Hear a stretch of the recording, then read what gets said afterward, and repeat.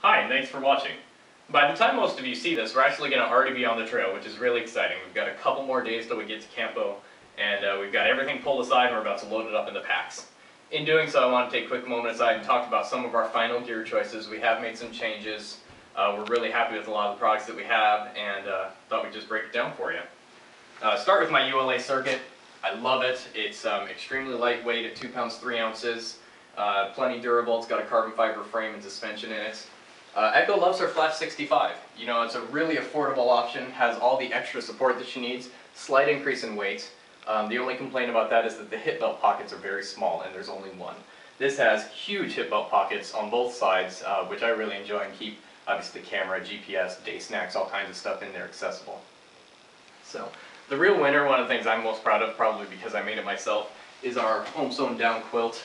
The down quilt is made from 2 layers of Momentum XP. And then it's got a vapor barrier that is woven in between them and is stuffed with 900 plus fill down. It is 2 pounds 2 ounces to share, which is 17 ounces a person, and we found it plenty warm down into 22 degrees and a couple of nights in the high teens. We were absolutely great on it. So, looking at our shelter, we've moved away from the mountaineering tent that we had in 2010. It was too much, and we've moved to the Nemo Meta 2P. You've seen lots of videos of us using this.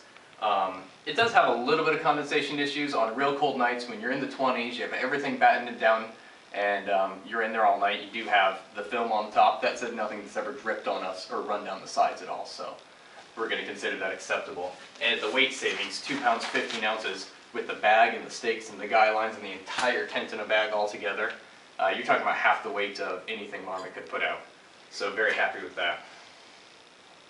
Looking at our sleep systems, we're staying with the Neo Airs. We've always loved our Neo Airs, but they slide apart at night. With the down blanket that we're sharing, it becomes an issue because once you get a foot between, you can't really get it tucked around and get enough wrap to stay warm. So I just took a quick loop of paracord, wrap it around them, cinch it down, and tie a slip knot on it, and that's worked great. Stayed together all through the nights, and never came apart, and never felt when we were laying on it either. I was worried about that being uncomfortable. So, for our water, we do carry a little bit of water treatment. We carry the Catadin brand, basically like Aqua Mirror tabs. But we're going to stick with our filter. We like the pump filter for a lot of reasons. Been very happy with it in the past. Gotten a lot of use out of this filter. The whole thing together weighs just about 9 ounces. The filter itself weighs 6.5. This is a glass fiber filter. You have to take certain precautions with them. They can't come to a hard freeze, and they can't drop more than 5 feet.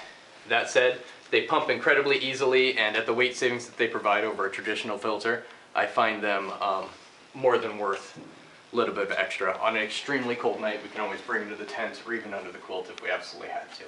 So, our kitchen, probably one of the lighter kitchens you're going to see. We have a cut-down disposable cup so that we can measure 8 ounces. We have 2 spoons and a very small knife. For our knife, we went with the H1. H1 is hardened in a zero oxygen environment. It cannot rust. It's a great steel. It holds an edge rather well. That said, I went with the serrated because I didn't want to have to worry about sharpening my own, and as it wears down and dulls down by the end of the trail, it'll probably be garbage or maybe just a souvenir. So, first aid kit, 6.2 ounces. I can take a detailed video and break that down. We have a couple of things. We have a patch kit here, super glue patches, and extra batteries. Because we do navigate via GPS, you always want to have extra batteries, as well as a fresh set for the spot at all times.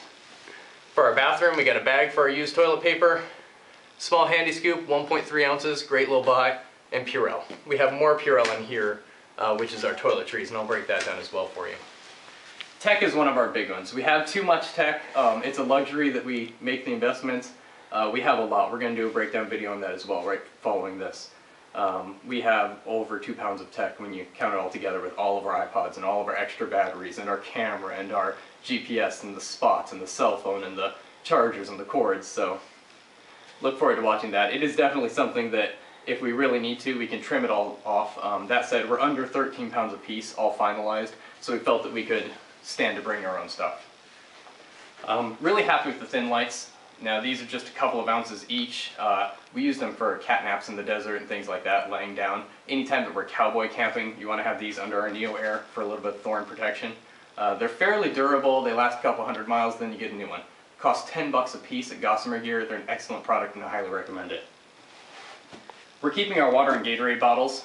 These weigh half what a platypus does, At the same time, they do have the wide mouth. We carry 4 of these. Every platypus or MSR bag that I've had has always eventually leaked. These don't. They're easy to replace as they start to get scummy inside, and I just haven't found anything that compare to them. So why spend money on something else when these work just as good?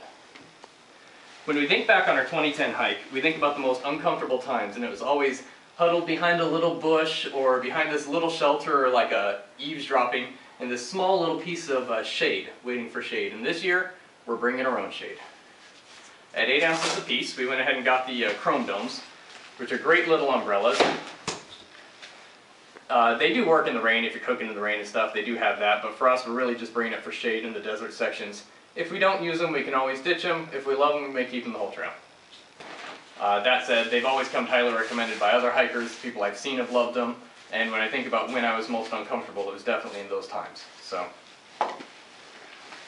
looking at our clothing, I'm going to do a detailed video of our clothing here following this, but just quickly, we're sticking with the puffy down jackets.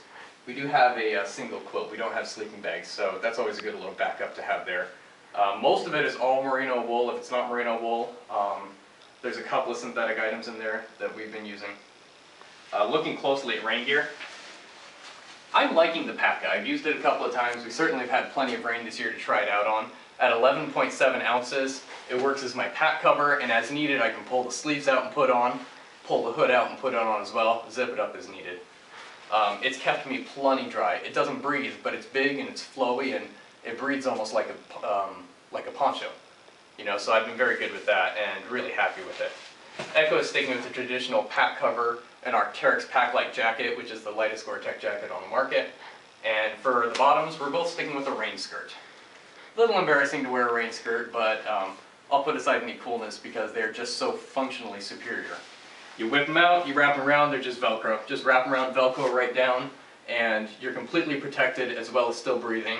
They keep you completely dry no matter how wet it is, and as you're walking against the bushes and stuff and they're rubbing against you, none of the water can permeate. These are a non-breathable nylon, and they're just perfect for that. So, well, stay tuned for our detailed breakdown videos. I'm going to look at my clothing and Echo's clothing next, and then we're going to take a look at what we bring for first aid, toiletries, and tech in the video after that. Thanks so much for watching, and I'll see you out on the trail.